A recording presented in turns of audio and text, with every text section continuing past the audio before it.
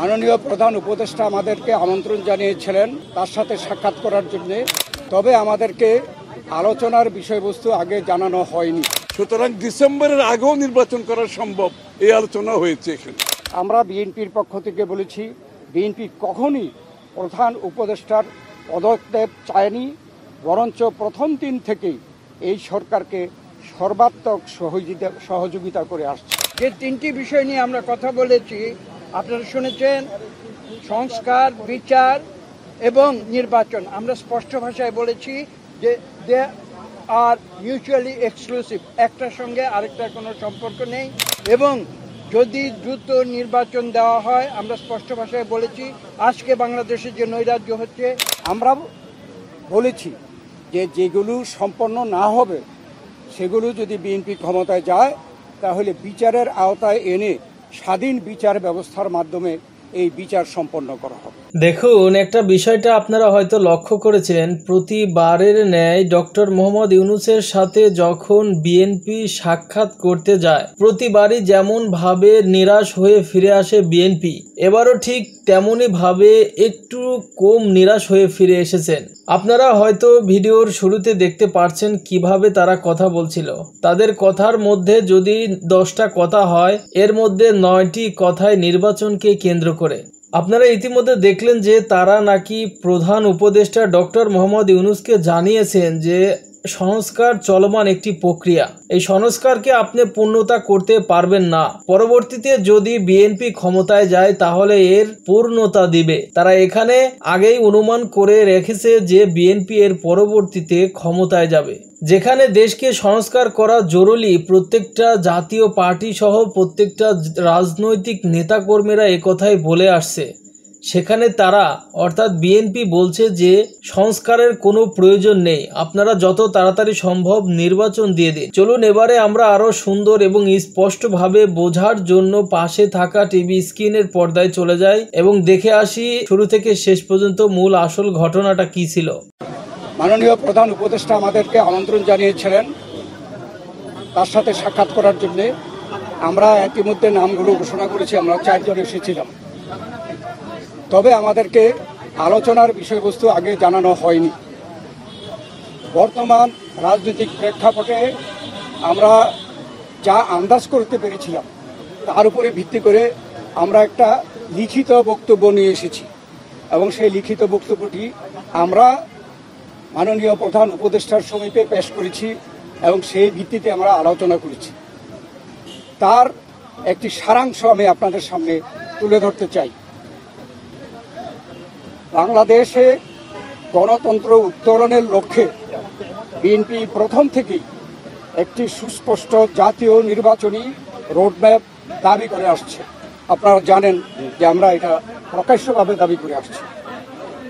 সুষ্ঠু, নিরপেক্ষ ও অবাধ নির্বাচন অনুষ্ঠানের উদ্দেশ্যে সরকারের নিরপেক্ষতা বজায় রাখার স্বার্থে বিতর্কিত উপদেষ্টাদের বাদ দিয়ে উপদেষ্টা পরিষদ পুনর্গঠনের জন্য আমরা দাবি জানিয়েছি। বিএনপির প্রতিটি নেতা কর্মী ব্যক্তিগতভাবে, রাজনৈতিকভাবে, পারিবারিকভাবে সবচেয়ে বেশি ক্ষতিগ্রস্ত হয়েছে আওয়ামী লীগের আমলে এবং সেই জন্য আওয়ামী লীগের বিচার সবচেয়ে বেশি দাবি করে বিএনপি। এই বিচার প্রক্রিয়া কোনোভাবে অসম্পূর্ণ থাকলে বিএনপি সরকারের দায়িত্বে যখন যাবে তখন বিচারের আওতায় এনে তা বিচার বিভাগের মাধ্যমে, স্বাধীন বিচার বিভাগের মাধ্যমে পরিপূর্ণভাবে সম্পন্ন করা হবে। নির্বাচন সংশ্লিষ্ট সংস্কার কার্যক্রম অবিলম্বে সম্পন্ন করে ডিসেম্বরের মধ্যে জাতীয় সংসদ নির্বাচন অনুষ্ঠানের জন্য দ্রুত একটি রোডম্যাপ প্রদানের দাবি আমরা জানিয়েছি। সম্প্রতি যে নানা ধরনের গুজব আছে সেই প্রেক্ষিতে আমরা বিএনপির পক্ষ থেকে বলেছি, বিএনপি কখনই প্রধান উপদেষ্টার পদত্যাগ চায়নি, বরঞ্চ প্রথম দিন থেকেই এই সরকারকে সর্বাত্মক সহযোগিতা করে আসছে। বাংলাদেশের মানুষ বিশ্বাস করে যে অন্তর্বর্তীকালীন সরকারের মূল দায়িত্ব হচ্ছে একটি সুষ্ঠু, নিরপেক্ষ নির্বাচনের মাধ্যমে বাংলাদেশকে গণতন্ত্রে উত্তরণের প্রক্রিয়া দ্রুত সম্পন্ন করা হবে। যে কোনো উছিলায় নির্বাচন যত বিলম্ব করা হবে, আমরা মনে করি জাতির কাছে আবার স্বৈরাচার পুনরায় ফিরে আসার ক্ষেত্র উপস্থিত হবে। এর দায় দায়িত্ব বর্তমান সরকার ও তাদের সাথে সংশ্লিষ্টদের উপরে বর্তাবে। আমাদের যে আলোচনা তার এই সারাংশ ছিল এতটুকু। আপনাদের সকলকে ধন্যবাদ। আল্লাহ হাফেজ। কোনো সুনির্দিষ্ট রোডম্যাপের আশ্বাস পেয়েছেন কিনা? আপনারা যে দাবি জানিয়েছেন, ওনারা কি বলেছেন? সেটা আমাদের যে আলোচনার মধ্যে আসছে সংস্কার, বিচার এবং নির্বাচন মূল। আমরা বলেছি একটার সাথে আরেকটার কোনো সম্পর্ক নাই, কেননা সংস্কার চলমান বিষয়, এটা চলতে থাকবে। আমরা আশা করেছি এই সরকার সকলের সাথে ঐক্যমতের ভিত্তিতে একটা সংস্কার প্রস্তাব দেবে, সেটা চলমান থাকবে। এবং আমরা যদি ভবিষ্যতে জনগণ আমাদেরকে ক্ষমতায় বসায়, আমরা সেই সংস্কার চলমানভাবে আমরা সংস্কার বাস্তবায়নের আমরা প্রচেষ্টা নেব। এখন আমি একটু বলি, মূলত সংস্কার এবং বিচার, নির্বাচন, এই তিনটার উপর আলোচনা হয়েছে এবং সংস্কারের ব্যাপারে আমরা এটা পরিষ্কার এবং ওনারা একমত হয়েছে। সংস্কার যেখানে ঐক্যমতের ভিত্তিতে হওয়ার কথা, তার ভিত্তিতে সংস্কার কাজ সম্পন্ন হবে এবং সেই কাজ অতি সহসা সম্পন্ন করা সম্ভব। এখানে কোনো দ্বিমত পোষণ করেন নাই। বিচার ব্যবস্থা বিচার বিভাগ করবে এবং বিচারের আওতায় আনার ব্যাপারে যে আলোচনা হয়েছে, এখানে ওনাদের কোনো দ্বিমত নাই। সুতরাং ডিসেম্বরের আগেও নির্বাচন করা সম্ভব, এই আলোচনা হয়েছে এখানে।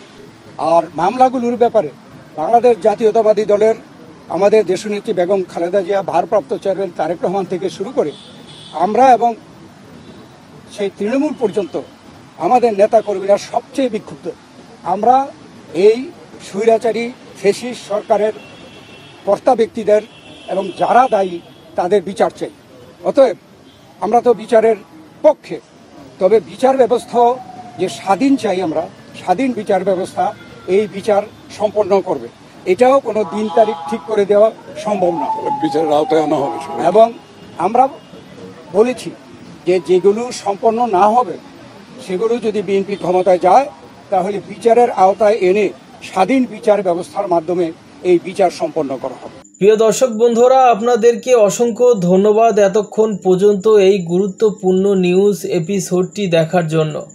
দর্শক, আপনারা দেখলেন যে বিএনপি কিন্তু প্রতিবারের ন্যায় এবারও ডক্টর মোহাম্মদ ইউনূসের কাছ থেকে কিছুটা আগের তুলনায় কিছুটা নিরাশ হয়ে ফিরে এসেছে। বিএনপির হতাশ এর একটি মাত্র কারণ, বিএনপি চায় নির্বাচন। তো দর্শক, পরিশেষে আপনাদের কাছে একটি প্রশ্ন করি, সেটা হচ্ছে আপনি একজন সাধারণ নাগরিক হিসেবে কি চান এই বাংলাদেশের প্রধানমন্ত্রী ডক্টর মোহাম্মদ ইউনূসের কাছ থেকে? আপনি কি চান আগে চলমান প্রক্রিয়া বজায় রেখে নির্বাচন হোক, নাকি আগে দেশকে সংস্কার করে নির্বাচনের একটি সুষ্ঠু প্রক্রিয়া তৈরি করে তারপরে নির্বাচন হোক? অবশ্যই জানিয়ে দিন আপনার গুরুত্বপূর্ণ মতামত কমেন্টের মাধ্যমে।